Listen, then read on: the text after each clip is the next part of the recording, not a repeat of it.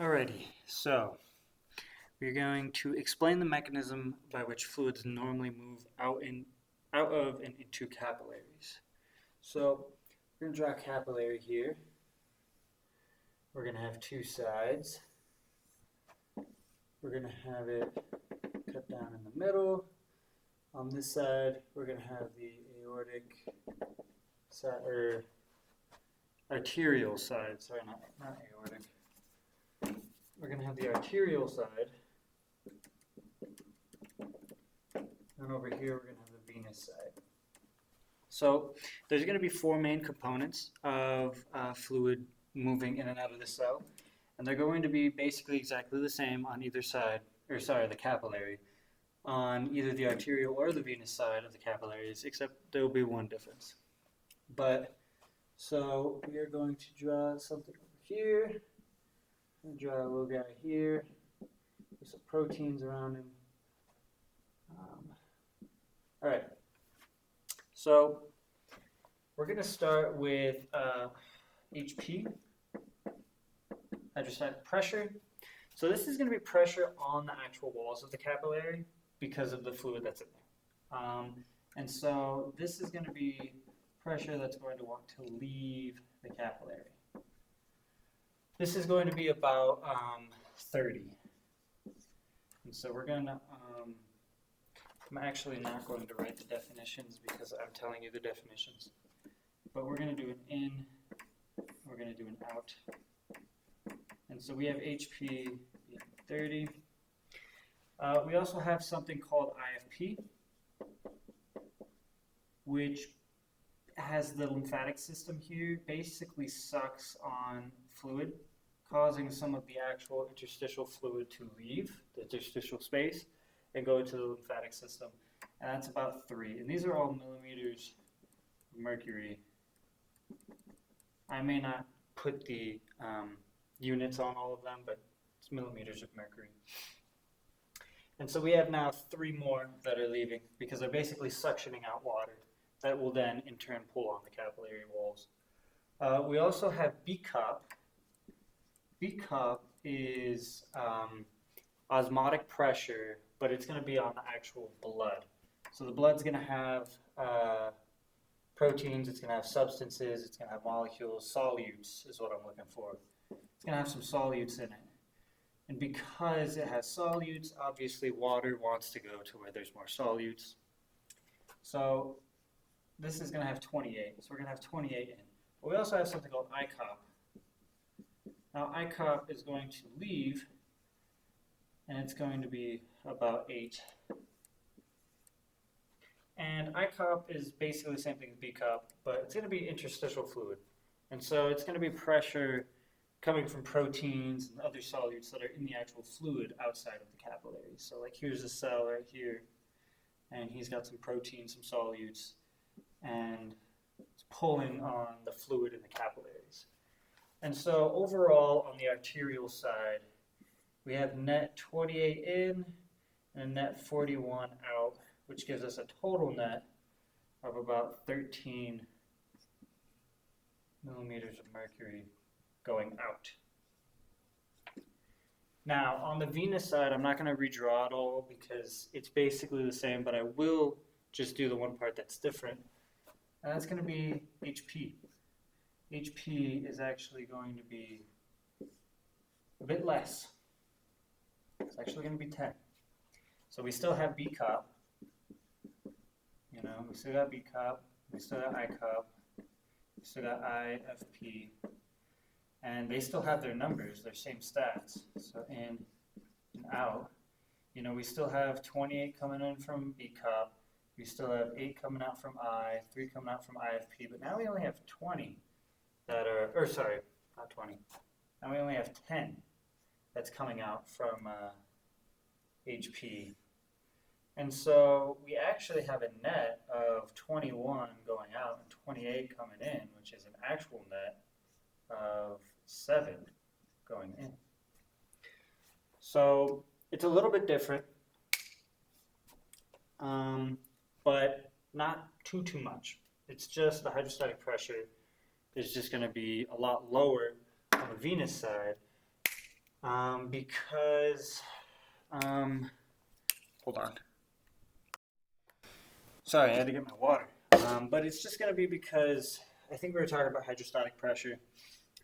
This side is going to be coming from the actual heart. And so there's going to be a lot more pressure of it coming in. And then as we get over to the side with all of the veins, we're going to have a lot less pressure. A lot of that blood has already gone through the heart, and now it's making its journey through the body, eventually making its way back to the heart. So the pressure that it has is a lot less than what it started with. All right, I think that was it for that. We described the forces and how they differ. Oh, then using inflammation as an example, describe the mechanisms responsible for edema. All right. So edema. Edema, in layman's terms, is just excessive fluid. So if you have excessive interstitial fluid, you have edema. There's a couple ways. One way that is very particular because I actually got sunburnt myself literally a week ago today, or a week ago tomorrow. So you get a sunburn, right? Ouch, sort of hurts. What a sunburn is going to do is a sunburn is going to kill cells. So sunburn equals dead cells. Well, the cells die, but what are they going to do with the insides? And so their insides will leak out. And so they're basically going to release like proteins and other, I keep forgetting the word solutes, proteins/solutes. And so now imagine if some of these cells, there's some cells here, here's some cells. Imagine if these guys all died and now their insides are rushing out. Now there's a lot more solutes out here. ICOP is probably going to increase. And instead of 8, maybe it'll be, I don't know numbers. I really don't know physiology this well to guess how much it would change to, but it would change. It would increase. I'm just going to say 13. And so now we're over here. We're going to have an increase from 8 to 13, which is an increase of 5 more, which is now 18 millimeters of mercury going out. That is going to cause edema because now you're having even more fluid outside of your capillaries. Another way could be how mast cells are going to release histamines. And histamines constrict the capillaries, so constriction. And they also cause these little gaps in capillaries. Now these gaps, let's just say like right here, I'm like running out of space here. But now we have a gap here, and the whole reason BCOP is a thing is because of a handy-dandy molecule, solute, that we know, called albumin. And that's why BCOP is a thing, because the albumin is pulling on the fluid from outside into the blood. But if we have a gap, some of this albumin is going to say goodbye, and that's going to decrease BCOP. So now 28, let's say, goes to 20, and you have a sunburn. Now you're at 20 in. You're at 20 in as opposed to 46 out. Now instead of 13, which is normal, you have a sunburn, and you have your albumin leaving. And so now you're actually at 26 out, which honestly, saying this out loud, sounds very incorrect. I don't think this would actually happen. I don't know this well enough to know if 26 out is good, but I imagine it's not because that's quite literally double what normal is. So I'm just going to assume that's pretty bad. But that could be 2 cases in which edema can be caused. So in part 2, we are going to describe the baroreceptor reflex. I'm going to erase part of this. I think you get the gist. This is the capillaries. We talked about the different forces, what goes on, how they're different on either side of either the venous side or the arterial side. So now we have the baroreceptor reflex. So the baroreceptor reflex is 5 main parts. Baroreceptor reflex. And so it'll start with, a receptor, a baroreceptor. So we have our receptors in 2 main spots, the carotid sinus and the aortic arch. Aortic arch. So the receptors here, they're stretch receptors, and they send action potentials equal to basically the blood pressure. And so if we have low blood pressure, we're going to send equals less action potentials. And also inversely. I don't remember what the symbol is for inversely, but you get the gist. Inversely as well. Next, we have our receptors. Our receptors then send the action potential on the afferent pathway, which in this circumstance, it's going to be how action potentials are going to reach the brainstem from the cranial nerve 9 and 10. So we have action potentials going to brain via cranial nerve, both 9 and 10. And these guys are going to be, 9 is going to be the carotid sinus, 10 is going to be the aortic arch, so carotid sinus, aortic arch. So we have a receptor, it sends it down a pathway, then it has to hit the the control center, basically. In this case, it's going to be our brain, but I guess in a little bit more detail, it's going to be the medulla oblongata. What a word. And their job is to regulate heart rate, and then the strength of constriction. That is the control center's job. Then it's going to basically, a receptor is going to have a stimulus. It will send it an action potential through the afferent pathway. It's going to send it to the control center. The control center is then going to get this information, be like, we have to do something. We have to regulate the heart rate based on whatever stimulus we got. And so we're going to send it that on the efferent pathway. And so this is going to be 2 things in this receptor, or I guess in this reflex.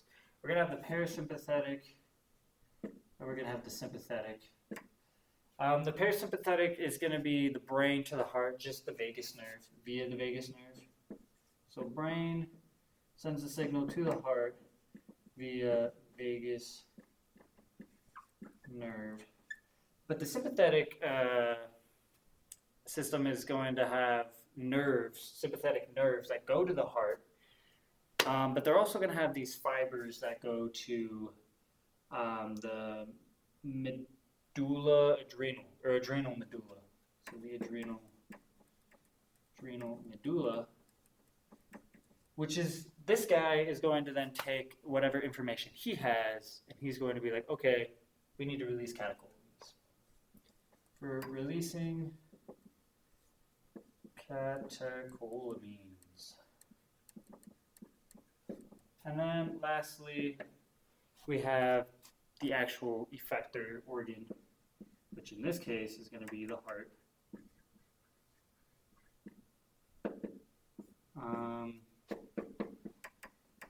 And the heart is just going to take whatever signals it gets, and it's going to be like, okay, we need to do 1 of 2 things. We either need to decrease or increase heart rate, or actually, it's going to want to either increase or decrease cardiac output by either changing, here, let me erase that, decreasing or increasing cardiac output, and it'll do this by either doing a change in heart rate or changing constriction, like the strength of its constrictions.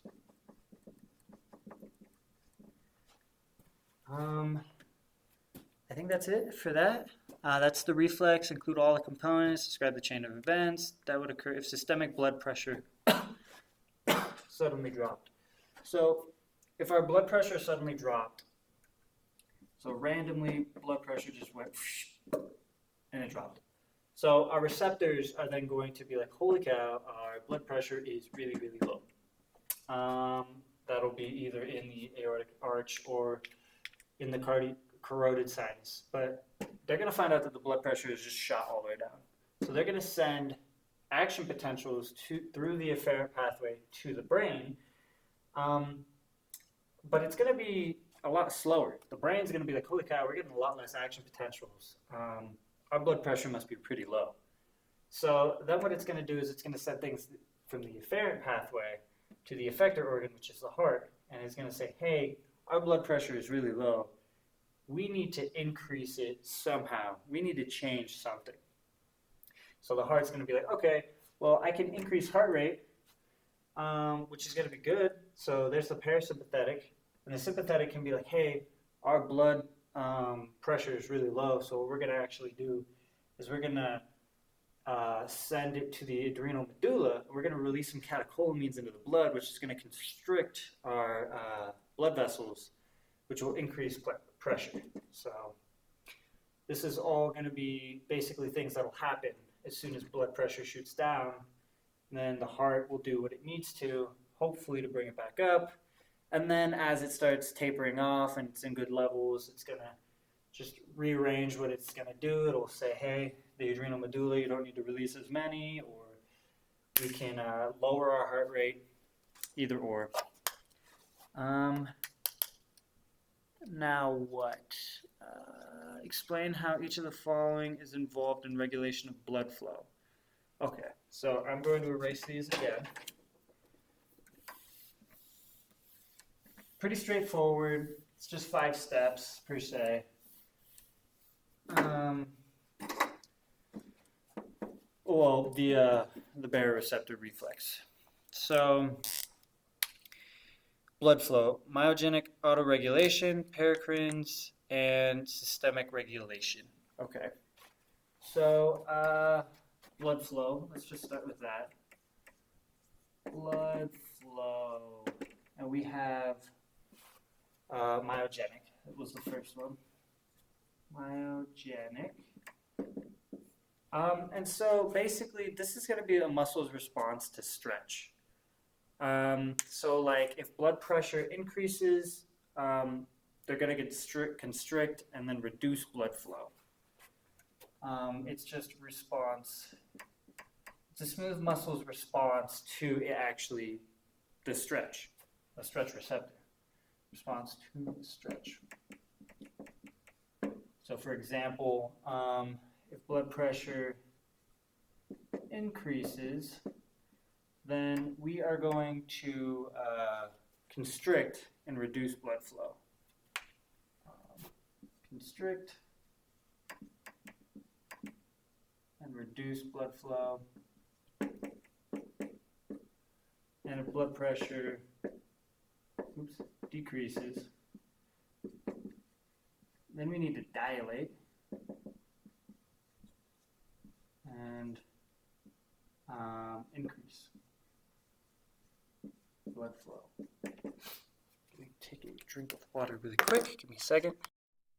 Okay, back. Where were we? Oh, I think I wrote this wrong. If blood pressure increases, they're actually going to dilate.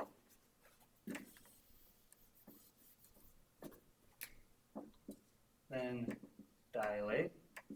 And then blood pressure decreases and they're going to constrict. Sorry. Excuse me. Next we have the I never know how to say it. What are they called? Paracrines? I keep messing up this word so much. I don't even know where it is now. Pretty sure it's paracrines. I feel like it's paracrines. I'm just going to stick to paracrines. Yes, paracrines. And they role in active and reactive. Paracrines. So, paracrines are basically just molecules that regulate blood flow. and regulate blood flow. And there's two different ways they can do it. We have active and reactive. So for active, basically what this is this is going to be just the blood flow, an increased blood flow in response to increased metabolic activity and vice versa. So if blood flow, if metabolic activity, which is going to be MA, increases, then blood flow increases. And then vice versa. If MA decreases, then blood flow decreases. This is just because it has to do with oxygen and CO2, and when you have when your metabolic activity increases, then you're going to have a lot less oxygen and a lot more CO2, and that's just going to cause the blood flow to fluctuate depending on if your metabolic activity is going up or going down. And so then we also have reactive.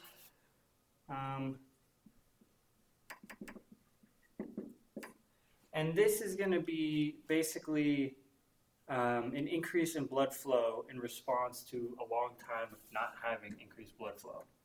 So, like, blood flow increases after a period of decreased blood flow.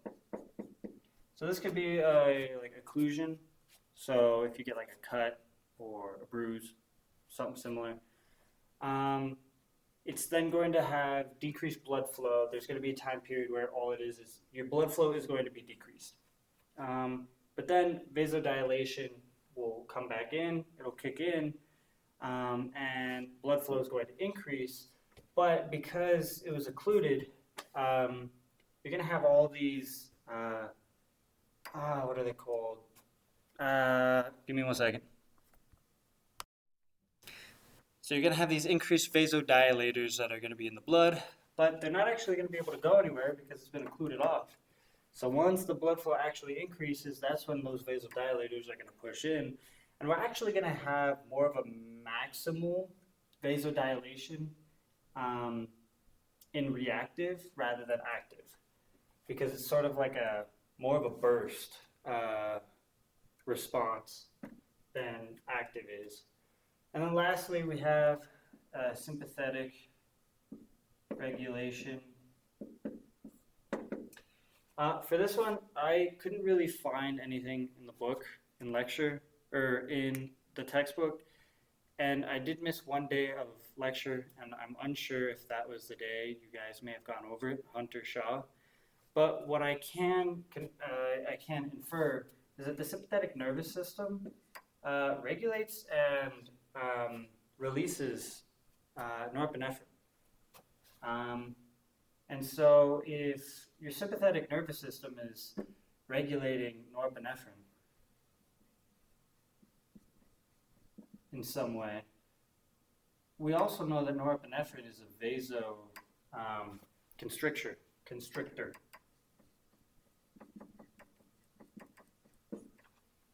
And so, if we increase constriction, we're going to decrease blood flow. And so, this is the only thing I can think of with the sympathetic nervous system regulating blood flow. But, yeah, and I think that's it. Let me just look at the questions really quick.